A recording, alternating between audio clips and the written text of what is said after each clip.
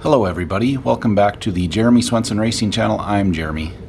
I hope you had a great Christmas, and I wanted to intro this video by telling you there will be trivia at the end of it, so stick around because you could win an Optima Batteries battery charger. And you'd be cooler than you are now if you won. And you shouldn't cheat. And I don't know what else. Enjoy the video. Alright, well, at the end of the last video I asked a question. The question was, should I lop the front frame rails, the first 4 or 5 inches off of the frame rails of the C5, or should I leave them? The idea was to cut some weight and clear up just a little bit of space. And I got mixed reviews, and so I did a little research. My research said a Z06 frame is 4 millimeters thick, and at the lengths that I was looking to cut off, I would probably shave off maybe 10 to 12 pounds tops, including those brackets. And then obviously I have to add some back when I put my when I boxed it in. And so some of you said don't do it, some of you said yeah, do it. And so I did it. And it was a complete waste of time. I ended up, total savings was just over 1 pound. Turns out the frame is 2.2 millimeters thick, and I spent a bunch of time explaining this and filming it, and it's not very good to watch. So there it is. It's I got it boxed in. All I had was some 1/4 inch plate, so it's big time overkill. But if we do decide to add something back later, I've got a nice foundation to build off of. It's still wet. I just tossed a little black paint on it, make it a little more rust protection. So anyway, I'll throw another coat on before long. And anyway, you didn't have to watch that. It was probably 2 hours of work that was for basically nothing, but that's how it goes. That's how you learn. So we got that done. Now it's time to move on. So, quick change of plans. I realized I'm a big guy. That's putting it pretty nicely. And I have some friends who are smaller guys. So I think when it comes to the clutch slave, we're going to have them do that because they can fit in there a little easier than I can. So I decided to do something else. I've got the fuel tank that I've been tripping over for the last month. Ready to go back in the car now, so I'm going to put that in.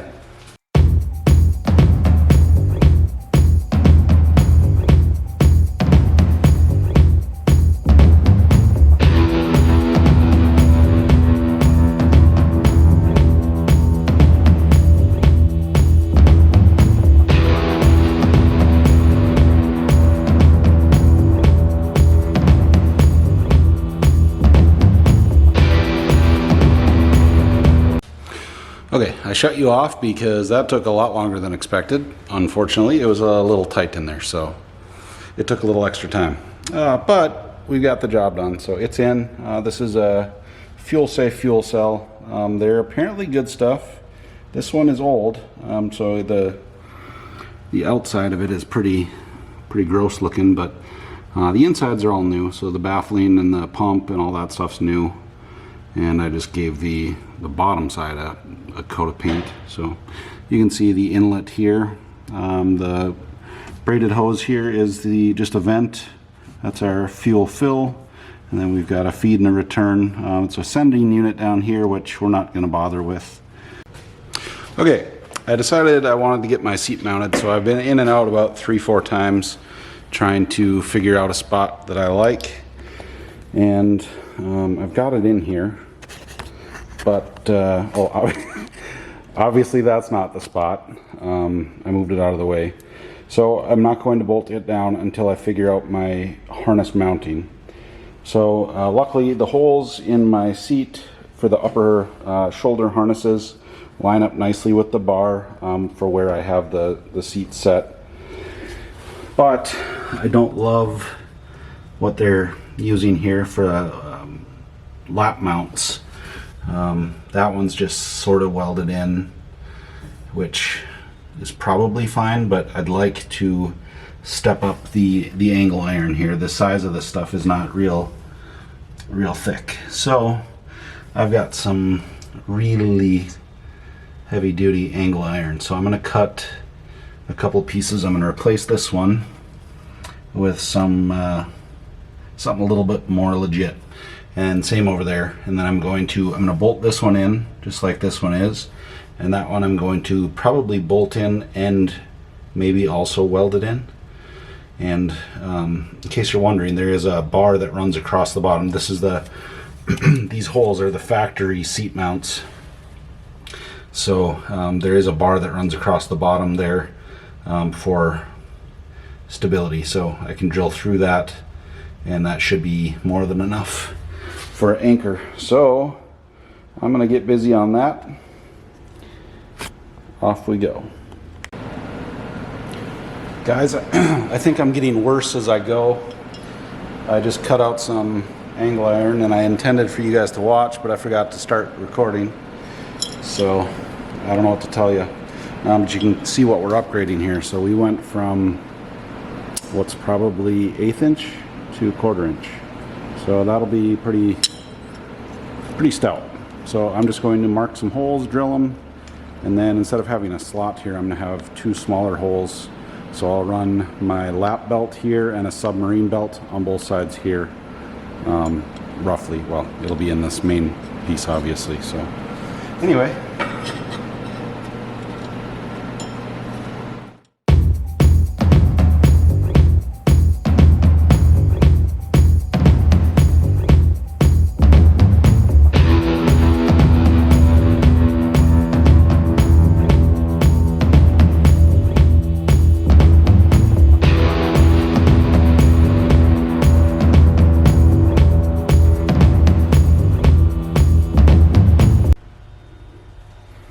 In case you're wondering what that noise was, I have a special alarm that goes off every time there's a special delivery from Optima batteries. So they sent me a nice little care package just for being so handsome. They didn't have to do that, but it goes a long ways in this world, just being as attractive.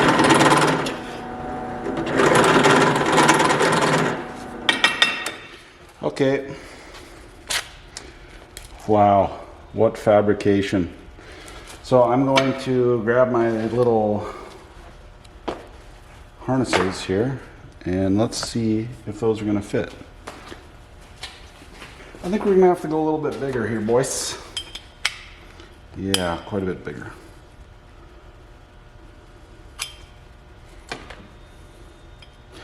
A lot bigger. Maybe even a bit of a slot would be better. So I don't want to get too thin on my holes. That leaves me a conundrum. I think what we'll do is just start another hole to the bottom here, which is going to elongate them basically. That's what we're going to start with. And we'll see how that turns out.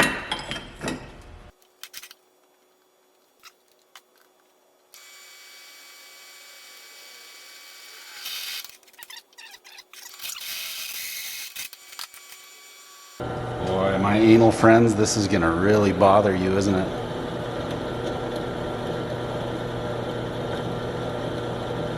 Didn't he measure? Is he crazy? Yes.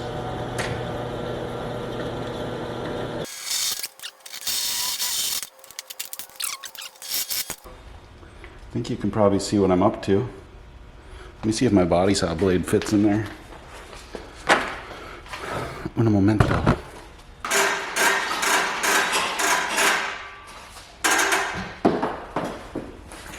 Don't tell me you're watching a desk just sitting there. Okay. Actually, thank you for watching the desk. My body saw blade will fit in there, so we'll see if I can cut this here.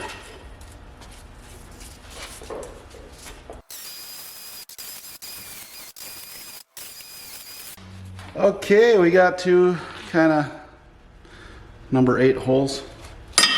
So I'm gonna grab my die grinder now and we'll do that. Smart guy would have put this in a vise earlier. Not smart. But we are going to put it in a vise. Come with me, folks. Come with me. By the way, thanks for spending your time watching my desk over there. Cool, can you see? Hey, you know what I haven't done and I've been meaning to do for like 3 episodes now, is to say thank you to some folks. Today's thank you goes to Matt Peterson, who has helped me tremendously with sourcing parts and coming up with ideas. He's a Corvette guy, and he's already been running in GLTC, so he's kind of got a little leg up on what's combinations are maybe working, maybe not. And he's helped me source some transmission stuff and a few other bits and bobs, and I appreciate it, Matt.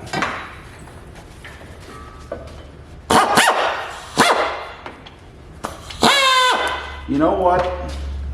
I promised myself I'd start doing things right, and I have some fancy goop designed just for this. So I'm gonna go try to find my goop. One moment.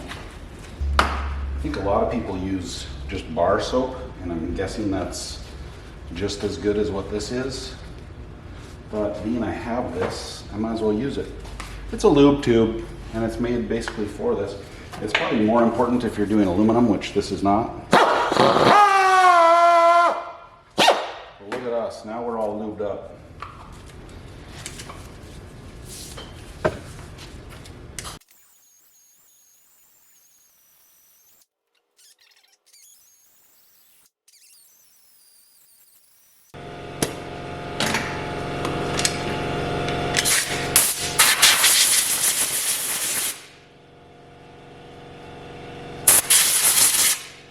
Well, it looks a little bit like a beaver got at it and gnawed on it for a while, but it's gonna work. Well, I think it's gonna work. Let's try it again here, shall we? Are we still recording? Oh, good. The moment of truth. Oh yeah, boy! Okay, that's going to work perfect, I think. I think that will work just fine. Alright, I went and moved ahead here without you. But this one turned out fine too. I've got, instead of doing 4 holes, I did 3, and then they'll share a center spot here as my submarine belt. You can't even see what I'm doing. Gosh, I'm the worst. Oh good, flip me upside down? Yeah, alright, whatever. Okay, so this will be the submarine belt. It'll flip in there, and this will be the lap belt, goes in there, and that should be good. And then I obviously had to cut a little bit of an angle here to match the contour of the car. Son of a... It's movie magic, folks. I'm quite happy with how it turned out. I don't have the seat mounted yet, and I'm going to pull it forward so you can see how everything ended up. Got this one bolted in. Obviously much heavier duty than what we had, and it holds off both of those things off enough to the side so the seat can tuck up in there nice. This one, I've got it laying down so the natural angle of the submarine belt there goes down, which is perfect, and then the top one right where we want it to. I think that's going to finish up today's episode because I haven't posted in a while, and I know I need to keep up on that, and Christmas kind of took me away from you guys. So I am going to edit something up here for you guys, and I also have a nice little surprise from Optima batteries, like I said, and that's going to be a giveaway. Let me take you over here and show you what I'm talking about. So over the last 4 years, I've attended SEMA with Optima batteries, and I've been fortunate enough to get these awesome little chargers. So these, you can hang them on the wall. They work really well. Super easy, automatic. They're for different types, so you can run, you can charge your regular batteries or an AGM or a deep cycle, motorcycle, power sports stuff. And I don't know how many amps it puts out for engine starting, but they do have an engine starting deal too. So we're going to give one of these away. Maybe more than one. I've got a number of them here, and we're going to give them away to you guys. So give me a minute, and I'm going to think of a creative way that we can give you guys those. Hold on. Okay, I came up with a trivia question that we're going to ask, and it's related to seatbelts because it's kind of what we were working on today. And it's crazy to think how far we've come, and it's just such a basic thing, a seatbelt. Can you imagine racing? Half my friends or more are race car drivers. Can you imagine not belting yourself into your race car? Because that's how they used to do it. I mean, you've probably seen the single seaters from the early 90s where they're out racing, bouncing around all over the place. No seatbelts. And it took a long time before they were even in passenger cars. So today's trivia question is, and this is for a Optima batteries battery charger, which is like $100. And they're awesome. I use them all the time. I used them yesterday and today. Anyway, today's trivia question is, what year in the United States did the 3-point seatbelt become mandatory? Again, please don't cheat. It's not cool.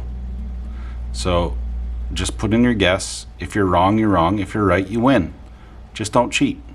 Anyway, I'll send you a Optima batteries battery charger if you win. So put your guess in. I'm trying to think, there was something else I had to say.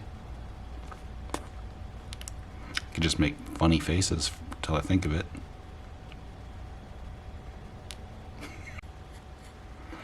Anyway, thank you for watching. Please consider subscribing, liking, smash some buttons. I appreciate the support. We're trying to grow a little bit of a channel here to help thank our sponsors. And I'm not trying to be some YouTube star here or anything, but I'd like to thank my sponsors. And the more people that watch this, the more awareness, obviously, there is for their products. And that's how the whole thing works. So thank you for watching. Please share with your friends that might like this. I promise there's some more exciting stuff coming. Hopefully we'll get some friends over here too to get involved in the build, as it makes it a little bit more enjoyable than just watching me. The end.